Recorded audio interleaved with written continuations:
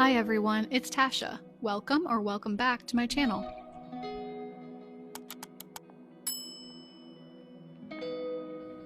Well, welcome, so glad to have you. In today's video, I'm going to bring you thrifting with me so that you can see not only the things that I bought, but also the many other items that I saw that had a lot of potential that you could keep an eye out for to create a designer look in your home. Let's get started. Now, I'm always drawn to check out primitive and solid looking furniture pieces in thrift shops, and this one is one of those thrift pieces that really didn't scream for attention, but it has a lot of potential. It's solid wood, has really simple lines, the turned legs, the plank style back, and it works in so many spaces. You could use this in an entryway, of course, even at the foot of your bed or in a breakfast nook, maybe pushed up against a wall. I would even call this like a foundational piece, and I think a designer would maybe keep the bench itself pretty simple and let the styling around it do the work, but maybe they would add like a nice linen cushion, a soft pillow, some contrast around it. So this one was marked at $80, which was honestly a great price. I wish I had a place for it right now. Online, a solid wood bench in this style would easily be $400, and a lot of those would be veneer. So here you're getting the real thing and the patina that makes it feel collected rather than like a catalog. I also always like to look at the dishes and the servingware, and I thought this particular silver piece would have been super cool, and maybe even it would have been worth the pretty high $50 asking price for a thrift store if it had all the pieces.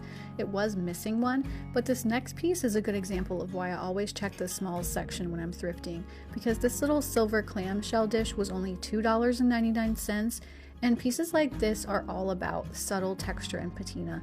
It has that soft, aged silver finish and organic shape that makes it feel collected rather than shiny or new.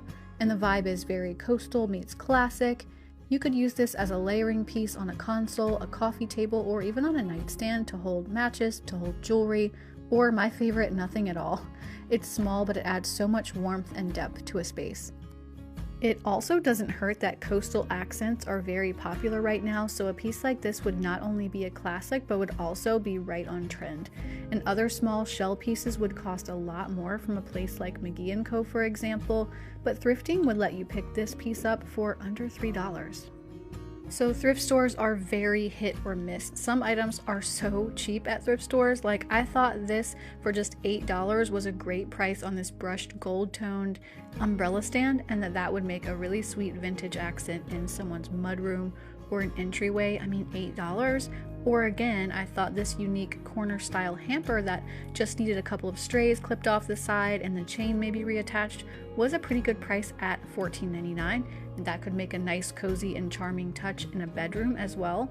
I also saw this other hamper. It was more of a tricolor one that had a lot of vintage charm as well. It had a lid, which is nice, and it was only $6.99 and needed, again, very minor repair. But on the other hand, it can be frustrating when items are overpriced, like this travertine box and lid. It might look expensive, and someone did buy it, I guess, but I own the same exact one, and I picked mine up from TJ Maxx for way less than the $40 that my Goodwill was asking for this. I also always check the linens, even if it's just quickly, because you can often find pillows or throws that are maybe 1/10 or less of the retail prices. So take this Magnolia home pillow that I found, for example, for the flat pillow price of $2.99, which would easily be over $30 new from Magnolia, if that. But just because something is a good deal doesn't mean I personally need it, and that's a lesson that I've learned over time. Here's another example of that. I was so tempted to bring home these Restoration Hardware towels that I found. They were all in the linen tables at a Goodwill, and there were a total of 4 washcloths, which would cost around $16 each, 4 hand towels, which would be about $30 each, and 3 bath towels, which would be $56 each if I was buying all of those from RH. The employee had just placed them out when I was walking by, and I did have time to examine them. I even had them in my basket for a while, but reality set in and I just didn't have a need for new towels. And even though the quality was there, they just weren't something that I was looking for, so I left them behind for another lucky thrifter. Now, getting back to the furniture for a minute, this next piece is a great example of a vintage thrift find that has real potential. This rattan dining set was $129.99 for the table and the chairs together, which is honestly a solid price considering how popular rattan and cane are right now. It's the kind of set that designers might love because it brings in that warmth and texture without feeling heavy. It would be great in a sunroom or a breakfast nook, and what's really interesting about a piece like this is how easily it could be updated. You could stain the rattan a deeper, warmer brown, or even a soft, maybe espresso tone to give it a more modern edge while still preserving the original vintage charm. And the darker finish paired with a clean, neutral styling would push this into a warm transitional or modern coastal look, very much the kind of layered, relaxed style that you would see from designers.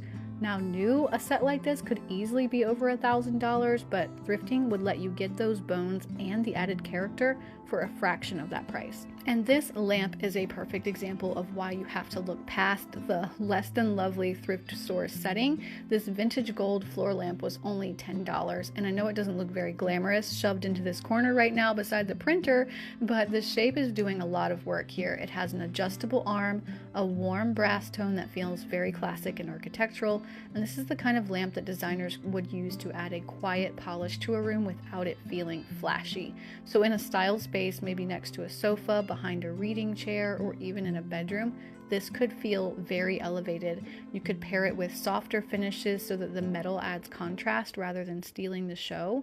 And new, a lamp like this could easily be $200 to $400, but at just $10, that's the definition of a high impact thrift find.